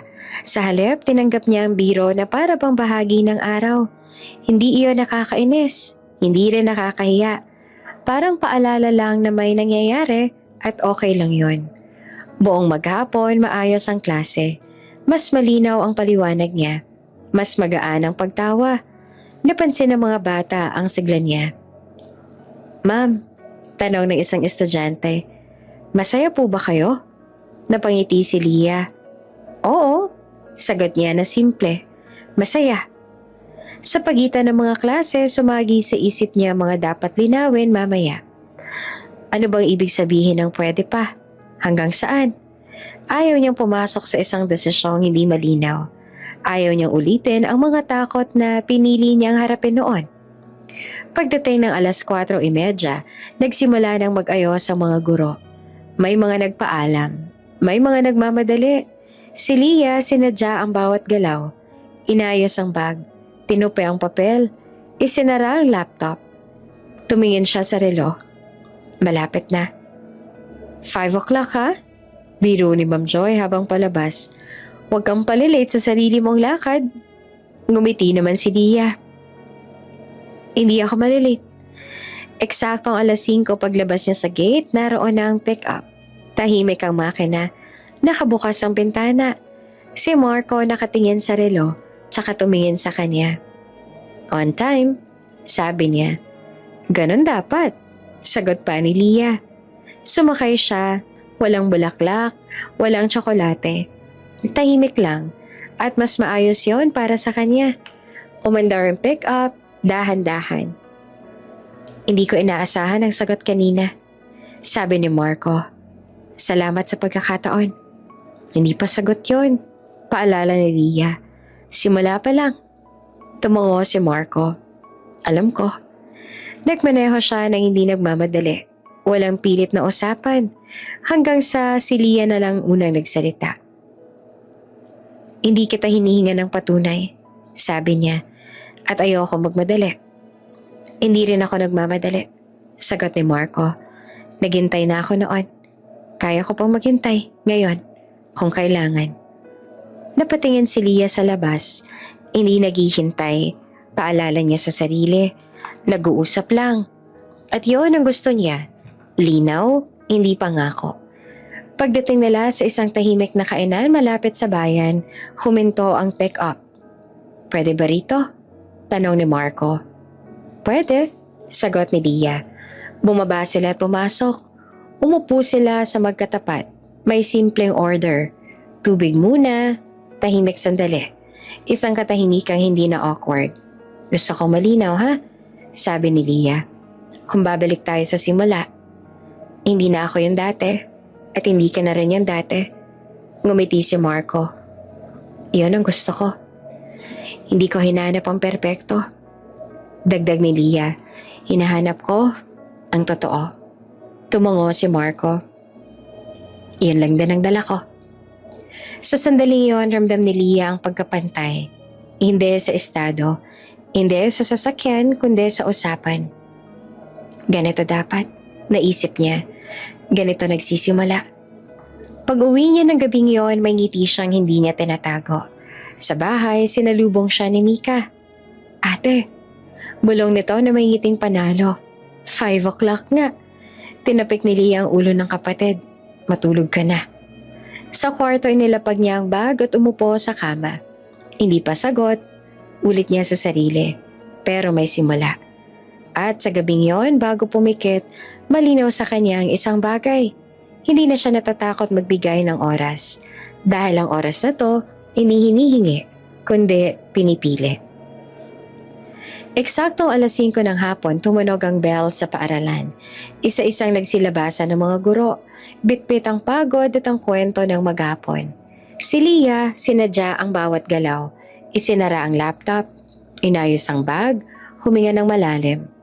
Alam niyang ang oras na to ay hindi tungkol sa hatid pa uwi. May pipiliin siya.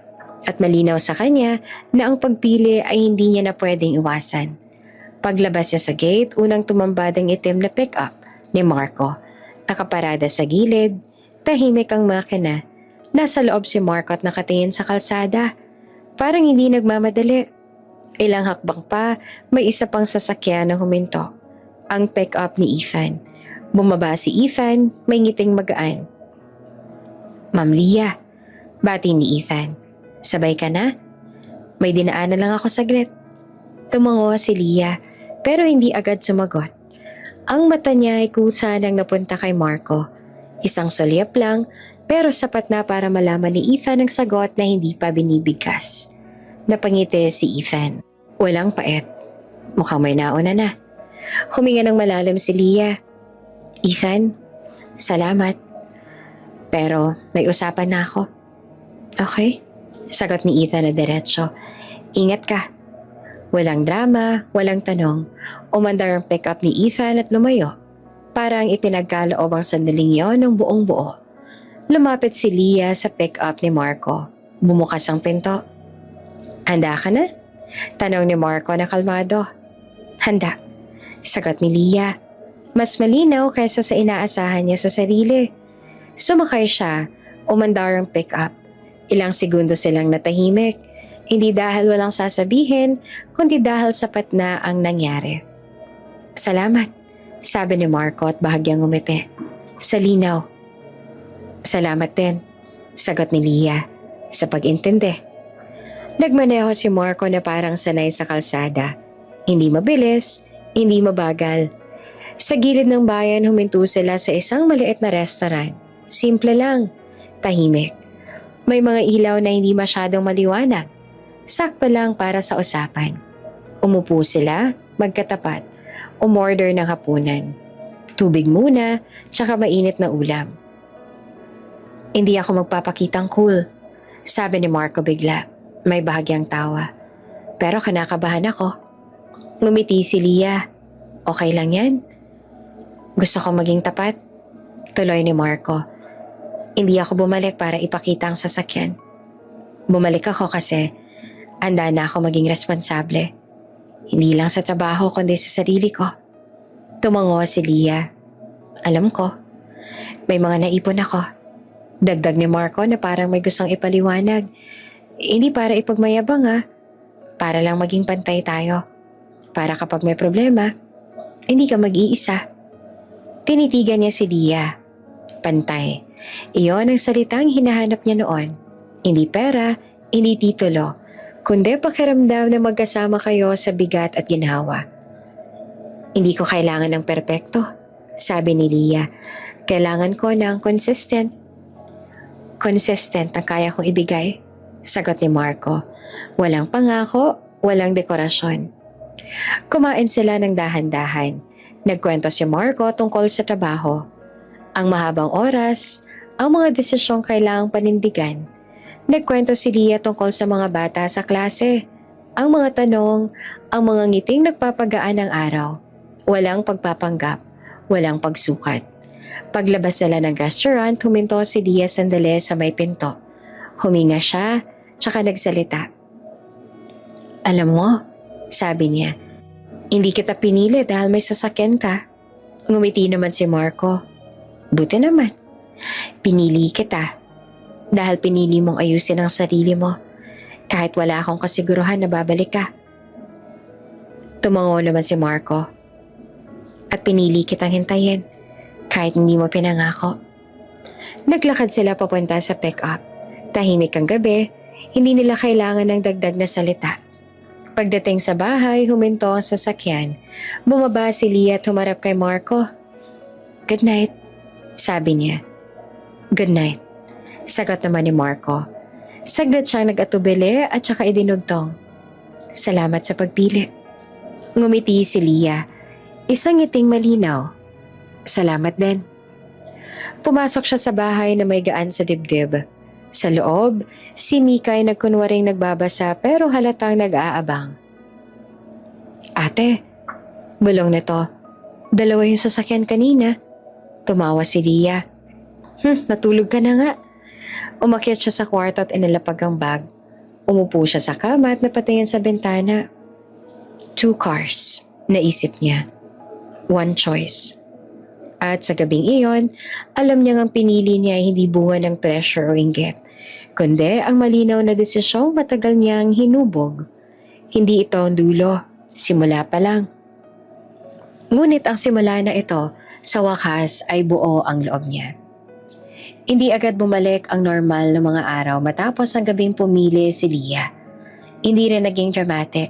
Sa halip ay naging mas malinaw. Parang may ilaw na naka-on sa isang kwartong matagal nang madilim. Pumapasok siya sa paaralan na may tahimik na sigla.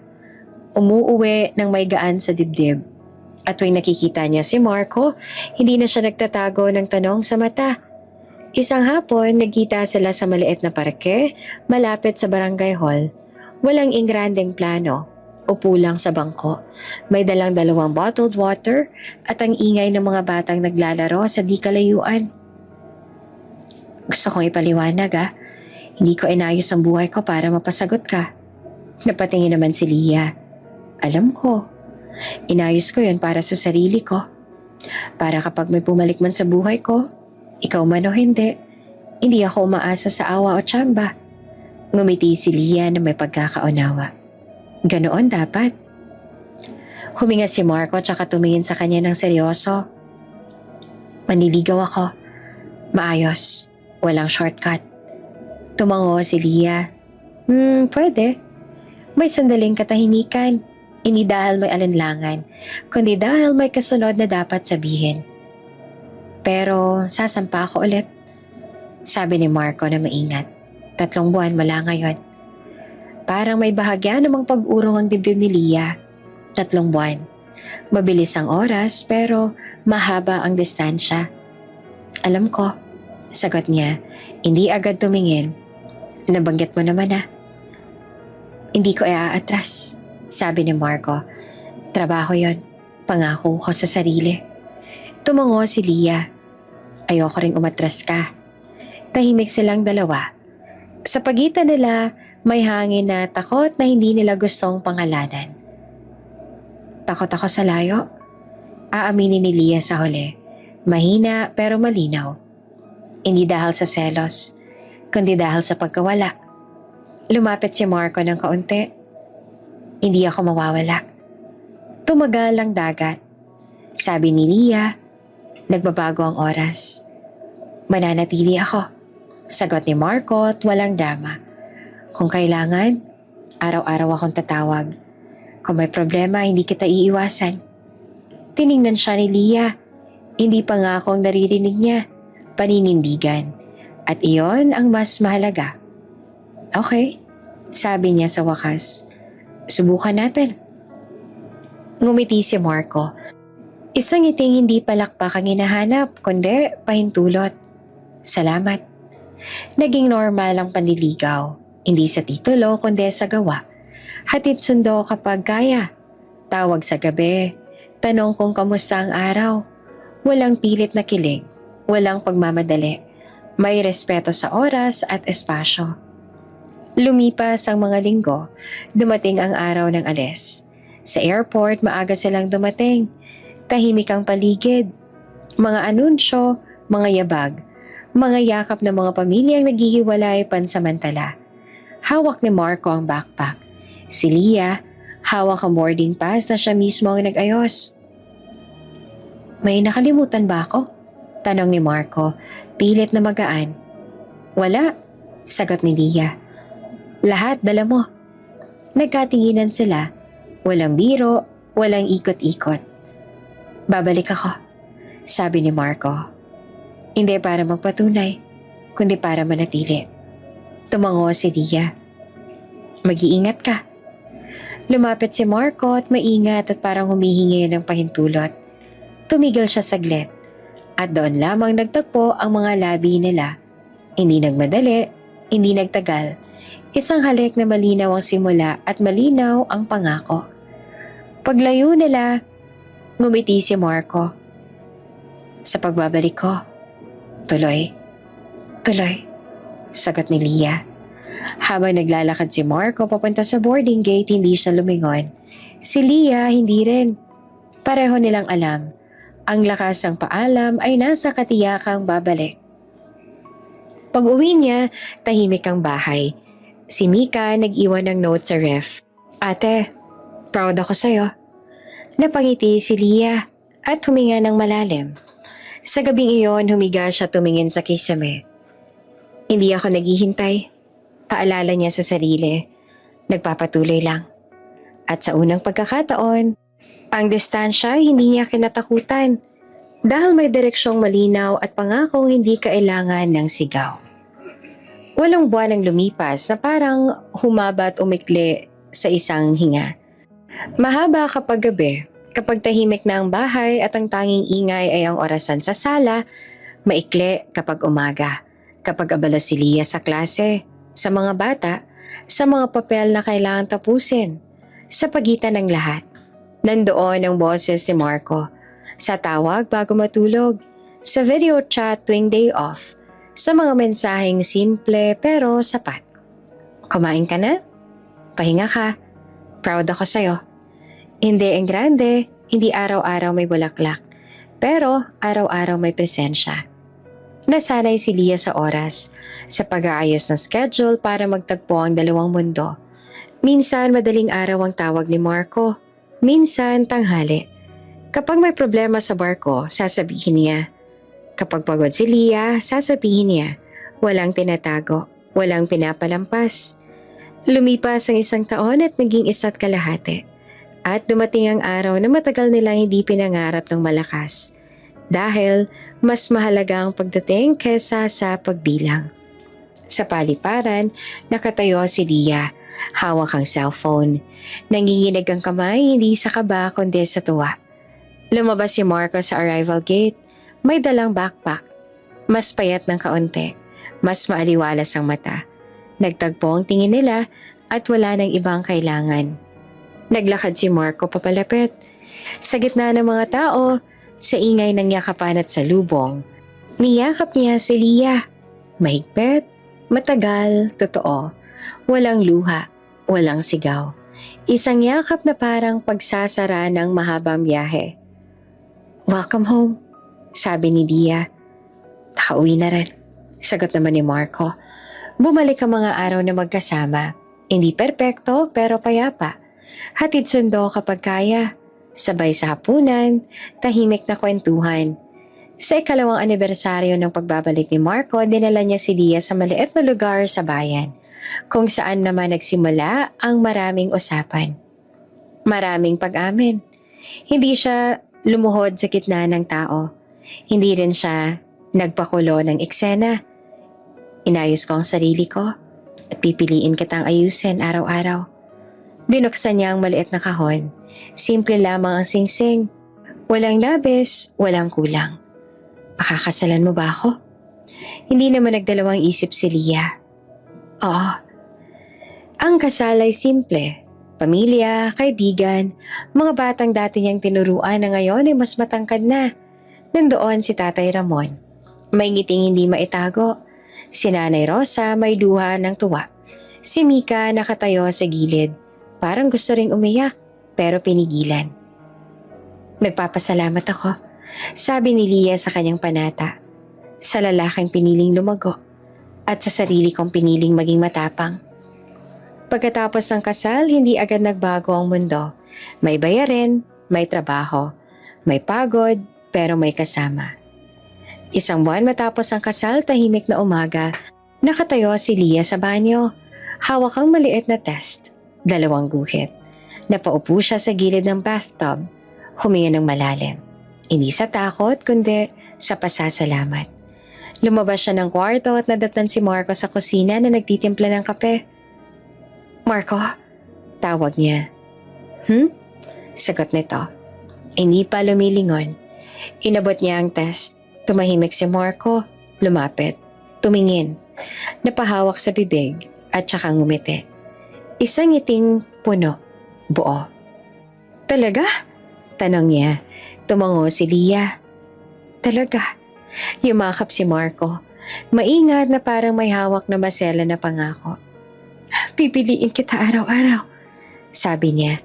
At pipiliin natin ang pamilya natin. Sa huling gabi bago matapos ang kwento, umupo si Lia sa harap ng bintana. Hawak ang notebook, isinulat niya ang apelido, Santos Villanueva, at napangiti. Hindi niya pinili si Marco dahil sa sasakyan, hindi dahil sa trabaho sa malayo, hindi dahil sa patunay. Pinili niya si Marco dahil pinili nitong ayusin ang sarili niya kahit walang kasiguruhan. Dahil pinili nitong manatili kahit may distansya. Dahil pinili nitong magmahal na may gawa, hindi sa salita. At kung may aral man ang kwento nila, ito iyon.